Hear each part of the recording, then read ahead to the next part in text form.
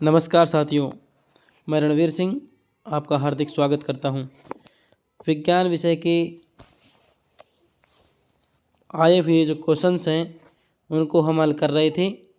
इसी कड़ी में हम आज वनरक्षक का जो पेपर 13 नवंबर को हुआ था उसके विज्ञान विषय के क्वेश्चन हल कर रहे हैं, जो आगामी भर्ती परीक्षाओं में बहुत ही उपयोगी साबित होंगे। देखिए क्वेश्चन नंबर 16, चंद्रमा की सतह पर या चंद्र सतह पर एक पर्यवेक्षक को दिन के समय आकाश का रंग कैसा दिखाई देगा। तो देखिए, जब पर्यवेक्षक धरातल से आकाश को देखता है तो आकाश किस प्रकार का दिखाई देता है? नीला दिखाई देता है, क्योंकि प्रकाश का विभिन्न परतों से, वायुमंडल की विभिन्न परतों से क्या होता है? प्रकीर्णन, और प्रकीर्णन के कारण आकाश कैसा दिखाई देता है? नीला दिखाई देता है। लेकिन जब पर्यवेक्षक चंद्रमा की सतह पे होगा, चंद्र सतह पे होगा, तो वहाँ प्रकाश का प्रकीर्णन नहीं होगा, जिसके कारण आकाश का रंग कैसा दिखाई देगा? काला दिखाई देगा। कई बार ये क्वेश्चन इस प्रकार पूछा जाता है, अंतरिक्ष यात्री को आकाश का रंग किस प्रकार का दिखाई देता है? तो साथियों, अंतरिक्ष यात्री को भी किस प्रकार दिखाई देगा? काले रंग का दिखाई देता है। नेक्स्ट क्वेश्चन बात करते हैं। क्वेश्चन नंबर 17, निम्न में से कौन एक विषमांगी मिश्रण है? विषमांगी मिश्रण है, कैसा मिश्रण पूछ रहा है? विषमांगी मिश्रण। तो मिश्रण कितने प्रकार के होते हैं? दो प्रकार के, एक होता है समांगी मिश्रण, एक होता है विषमांगी मिश्रण। विषमांगी मिश्रण, एक समांगी मिश्रण। समांगी मिश्रण में प्रत्येक जो अवयव होता है उसका संगठन क्या होता है? उसका संगठन एक समान होता है। कैसा होता है? एक समान होता है। जैसे जल और चीनी का जो मिश्रण है वो कैसा है? समांगी मिश्रण है, क्योंकि इसमें प्रत्येक अवयव का संगठन क्या हो जाता है? एक समान हो जाता है। इनको हम आँखों की सहायता से आसानी से अलग अलग देख नहीं पाते हैं। जबकि विषमांगी मिश्रण क्या होता है? विषमांगी मिश्रण में जो संगठन होते हैं मिश्रण के, वो क्या होते हैं? अलग अलग होते हैं, अर्थात इनको आसानी से देखा जा सकता है। जैसे जल और मिट्टी का मिश्रण, लोहे के चौक के चूर्ण का मिश्रण, इनमें चौक का जो बुरादा है वो और लोहे के छोटे छोटे कण आसानी से अलग अलग देखे जा सकते हैं। तो ये किसकी उदाहरण है? विषमांगी मिश्रण की। अब दिए गए क्वेश्चन की बात करते हैं। विषमांगी मिश्रण का उदाहरण कौन है? विलयन, निलंबन। विलयन और निलंबन दोनों, न तो विलयन और ना ही निलंबन। देखिए साथियों, क्वेश्चन नंबर 17 है, इसका आंसर नंबर बी बिल्कुल सही है। विलयन में क्या होता है? हम उनके घटक या अवयवों को अलग अलग देख नहीं पाते हैं। इसका मतलब संगठन क्या होता है? एक समान होता है, और संगठन एक समान होगा तो विलयन किसका उदाहरण होगा? विलयन होगा समांगी मिश्रण का। तो ये विलयन किसका उदाहरण है? समांगी मिश्रण का, क्योंकि इसमें घटक अवयव क्या है? एक समान, इनको अलग अलग देखा नहीं जा सकता। जबकि निलंबन में घटक और अवयव को अलग अलग देखा जा सकता है। जैसे अब बात करें, जो चूर्ण होता है, चौक का चूर्ण, उसका मिश्रण जो होता है किसका उदाहरण होता है? निलंबन का उदाहरण होता है। तो यहाँ विषमांगी मिश्रण का उदाहरण क्या होगा? निलंबन होगा। ठीक है साथियों, नेक्स्ट क्वेश्चन की बात करें। क्वेश्चन नंबर 18, निम्नलिखित कथनों में से कौन सा सही नहीं है? विभिन्न तत्वों के परमाणुओं की द्रव्यमान संख्याएं समान हो सकती हैं। विभिन्न तत्वों के परमाणुओं की द्रव्यमान संख्याएं समान हो सकती हैं, बिल्कुल सही है। किसी तत्व के परमाणुओं की द्रव्यमान संख्याएं भिन्न भिन्न हो सकती हैं, ये भी सही है। नेक्स्ट बात करें, ऑप्शन नंबर सी, किसी तत्व के सभी परमाणु में प्रोटॉन्स की संख्या समान होती है। किसी तत्व के सभी परमाणुओं में प्रोटॉन्स की संख्या समान होती है, बिल्कुल ठीक है। ऑप्शन नंबर डी की बात करते हैं, किसी तत्व के सभी परमाणुओं में न्यूट्रॉन्स की संख्या सदैव समान होती है। साथियों, न्यूट्रॉन्स की संख्या हमेशा परमाणु के किसी तत्व के सभी परमाणुओं में समान नहीं होती है। जैसे इसका उदाहरण की बात करें अपन, तो इसका गलत कथन कौन सा हुआ? डी हुआ। तो आंसर क्या होगा? डी होगा। अब ये आंसर डी कैसे आया इसकी बात कर लेते हैं। जैसे साथियों देखो, 6C12 है एक तत्व, 6C13, ये एक तत्व के क्या हैं? दो परमाणु हैं। इसमें बात करें प्रोटॉन की संख्या कितनी आएगी? 12 में 6 गए तो इसमें न्यूट्रॉन की संख्या कितनी आएगी? न्यूट्रॉन की बात कर रहा है, कितने 12 में 6 गए तो 6 न्यूट्रॉन। इसमें क्या है, कितने 13 में 6 गए तो 7 न्यूट्रॉन। तो देखिए एक ही तत्व के 2 परमाणु हैं, लेकिन दोनों में न्यूट्रॉन की संख्या क्या है, अलग अलग। और ये क्या कह रहा है, सदैव क्या रहती है, समान। तो समान नहीं रहती, तो ये कथन क्या है, गलत। इसलिए आंसर नंबर क्या होगा, डी बिल्कुल सही है। ऑप्शन ए की बात कर लें, विभिन्न तत्वों के परमाणु की द्रव्यमान संख्याएं समान हो सकती हैं।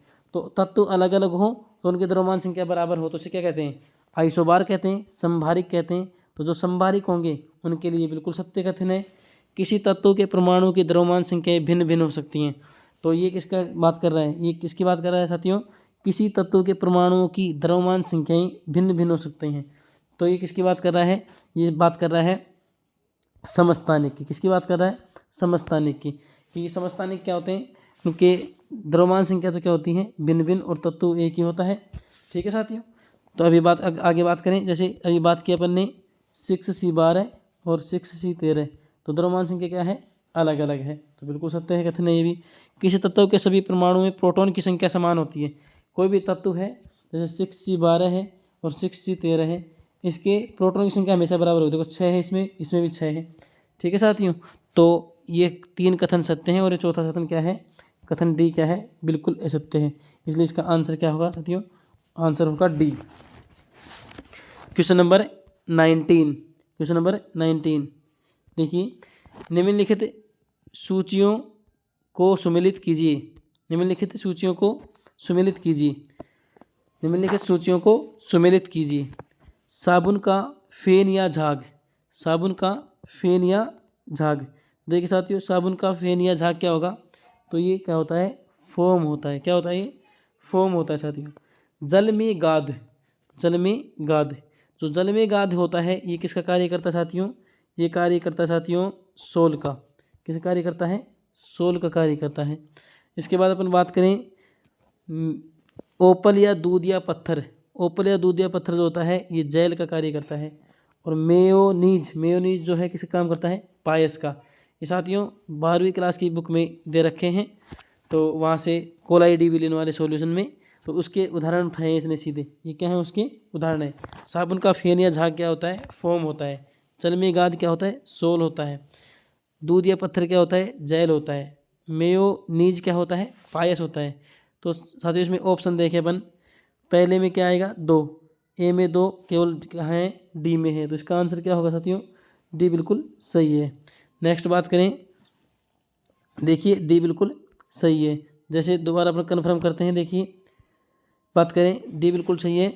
पहले में 2 बिल्कुल सही है। बी में क्या आएगा, बी में सी बिल्कुल सही है। सी में क्या आएगा, 4th बिल्कुल सही है। मेयोनीज में क्या आएगा, ए बिल्कुल सही है। तो ऑप्शन नंबर डी बिल्कुल सही है। नेक्स्ट क्वेश्चन की बात करें, क्वेश्चन नंबर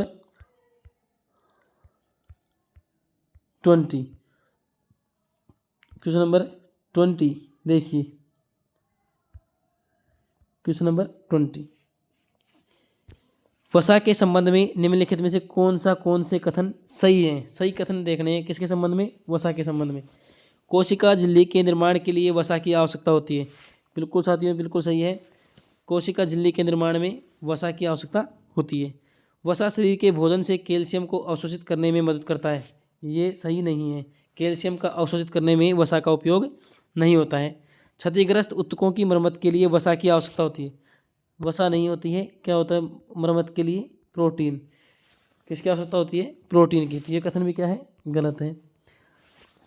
कथन नंबर 4, शरीर वसा में जितनी तेजी से ऊर्जा नहीं छोड़ सकता जितना कि कार्बोहाइड्रेट में ऊर्जा। देखिए साथियों, कार्बोहाइड्रेट क्या होता है, तुरंत ऊर्जा देता है। क्या करता है, त्वरित ऊर्जा देने का स्रोत है, जबकि वसा तुरंत तेजी से ऊर्जा देने का स्रोत नहीं है। जबकि वसा में ऊर्जा ज़्यादा होती है, 9 कैलोरी होती है, और कार्बोहाइड्रेट में 4.2 कैलोरी होती है। एनर्जी तो वसा में ज़्यादा होती है, लेकिन तुरंत एनर्जी का स्रोत कौन होता है, कार्बोहाइड्रेट होता है। बिल्कुल ये कथन सत्य है। तो कथन 1 सत्य है और कथन 4 बिल्कुल सत्य है। तो ऑप्शन देखते हैं कूट में कौन सा सही है। देखिए कथन 1 और 4 बिल्कुल सही है, और ऑप्शन नंबर ए बिल्कुल सही है इसका आंसर। आगे बात करें अपन, नेक्स्ट देखिए क्वेश्चन नंबर 21, निम्नलिखित कॉलमों को सुमेलित कीजिए। निम्नलिखित कॉलमों को सुमेलित कीजिए। निम्नलिखित कॉलमों को सुमेलित कीजिए। कॉलम 1 को कॉलम 2 से सुमेलित करना है। देखिए साथियों, कॉलम 1 को कॉलम 2 से सुमेलित करना है। सबसे पहले बात करें जॉन डॉल्टन ने किसका नियम दिया था? बहु अनुपात का नियम दिया था। जॉन डॉल्टन ने किसका नियम दिया था साथियों? बहु अनुपात का नियम दिया था। ए में क्या आना चाहिए? 4। तो ए में 4 देखते साथियों, देखो ए में 4 केवल एक में ही है, बी में, तो आंसर क्या होगा इसका? बी। इसका आंसर क्या होगा? बी, क्योंकि एक इसमें ए में 4 केवल एक में ही है। अब देखते हैं अपन साथियों, ए में 4 एक में ही है, ऑप्शन क्या आएगा इसका? बी। अब देखिए साथियों, एंटोनी लेवोजियर ने किसकी खोज की? बी, पारस्परिक गुणों का नियम, द्रव्यमान के संरक्षण का नियम, गैसीय अनुपात आयतन का नियम। देखिए अपन बात करें गैलुसाक अपन ने खूब पढ़ा गैसीय नियमों में। ये किसका नियम है? गैलुसाक का। गैलुसाक का नियम होता है गैसीय आयतन का नियम। तो डी में क्या आएगा साथियों? 3 आएगा। डी में क्या आएगा साथियों? 3 आएगा, गैसीय आयतन का नियम। तो डी में 3, ए में 4, तो आंसर नंबर बी बिल्कुल सही है। नेक्स्ट क्वेश्चन की बात करें, पृष्ठ तनाव का विमीय सूत्र है। पृष्ठ तनाव का विमीय सूत्र है, तो पृष्ठ तनाव T इक्वल्स टू क्या होता है? F/L, और बल की विमा क्या होती है? M1L2 T-2। दोबारा देखिए, पृष्ठ तनाव T इक्वल्स टू क्या होता है? F/L, और बल की विमा क्या होती है? M1L1 T-2 अपॉन लंबाई क्या होती है? L1। तो ये L1 से L1 कैंसिल हो जाएगा, क्या आएगा? M1L0 T-2। क्या आएगी माँ? M1L0 T-2। कौन से ऑप्शन में? M1L0 T-2, option number B बिल्कुल, ऑप्शन नंबर बी बिल्कुल सही है। अब क्वेश्चन नंबर बात करते हैं 23 की। क्वेश्चन नंबर 23 देखिए, क्वेश्चन नंबर 23, निम्नलिखित में से कौन सा एक सदिश राशि नहीं है? कौन सी राशि नहीं है? सदिश राशि।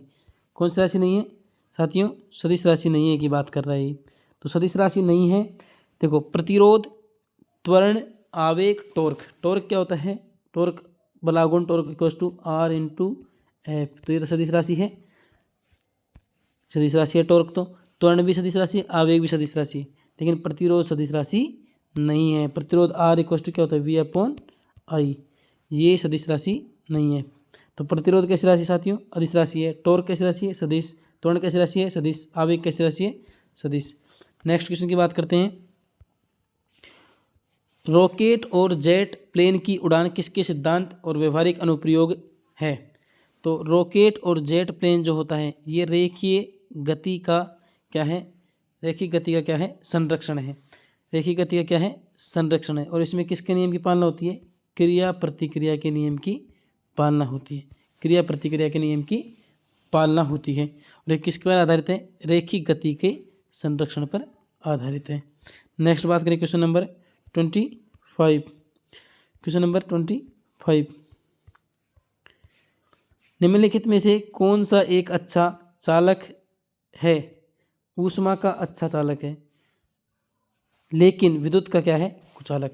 ऊष्मा का क्या है? चालक है, लेकिन विद्युत का क्या है? कुचालक है। तो इसका आंसर होगा कॉपर। कॉपर नहीं, माइका। इसका सॉरी माइका आंसर होगा। इसका क्या होगा आंसर? माइका होगा। कॉपर तो क्या होता है साथियों? विद्युत का भी चालक होता है। गोल्ड भी विद्युत का चालक होता है, लेकिन एबोनाइट ऊष्मा का अच्छा चालक नहीं होता। देखो आंसर डी कैसा है? गोल्ड विद्युत का कुचालक नहीं, गोल्ड तो विद्युत का चालक होता है, कॉपर विद्युत का चालक होता है। एबोनाइट जो होता है ये ऊष्मा का अच्छा चालक नहीं होता है। तो 3 आंसर नहीं हो सकते। आंसर नंबर 4 माइका बिल्कुल सही है। ऊष्मा का अच्छा चालक होता है और विद्युत का माइका क्या होता है? कुचालक होता है। नेक्स्ट देखिए क्वेश्चन नंबर 26, यीस्ट किसका महत्वपूर्ण स्रोत है? तो यीस्ट जो होता है विटामिन बी का महत्वपूर्ण स्रोत होता है साथियों। क्वेश्चन नंबर 27, वायुयान के इंजन की प्रति मिनट परिक्रमण की संख्या मापने के लिए किस उपकरण का उपयोग किया जाता है? क्या मापना है? वायुयान के इंजन की प्रति मिनट परिक्रमण, कितने परिक्रमण कर रहा है प्रति मिनट वायुयान का इंजन, ये मापने के लिए कौन से उपकरण का उपयोग करेंगे? टैकोमीटर का उपयोग करेंगे। किसका उपयोग करेंगे? टैकोमीटर का उपयोग करेंगे साथियों। क्वेश्चन नंबर नेक्स्ट 28, निम्नलिखित में से कौन सा रासायनिक परिवर्तन नहीं है? तो रासायनिक परिवर्तन कैसे होते हैं? रासायनिक परिवर्तन होते हैं अनुत्क्रमणीय, जबकि जो भौतिक परिवर्तन होते हैं वो क्या होते हैं? उत्क्रमणीय। देखिए साथियों, इनमें बात करें दूध का फटना, दूध फटने के बाद कभी भी दूध के फटने के बाद वापस दूध प्राप्त नहीं हो सकता। तो ये कैसा परिवर्तन है? रासायनिक परिवर्तन।